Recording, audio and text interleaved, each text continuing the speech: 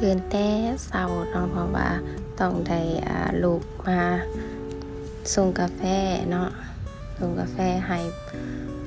พ่อใหญ่บ้านข่อยเนาะเพิ่นไปเฮ็ดงานแต่เช้าแม่เพิ่นก็ปลุกเท้าลูกเพิ่นก็อิหยังก็บ่ฮู้ดอกซิงเกิลเบลปลุกเฮาน่ะเนาะข่อยก็ยังเป็นสลึมสลือยังง่วงนอนอยู่เด้อทุกคนก็ต้องได้เอาหมอมาข้างน้ำร้อนก่อนเนาะทุกคนก่อนสิไปส่งเพิ่นยังสลึมสลืออยู่เลยทุกคนเลยแล้วเฮาก็เปิดตู้เพื่อไปเอานมมาใส่กาแฟเนาะทุกคนนี่เนาะตั้งไว้เฮาก็ใส่นมใส่กาแฟลงไปใส่น้ำร้อนลงไปเนาะนี่ทุกคนก็ยังเป็นยังห่วงอยู่เนาะ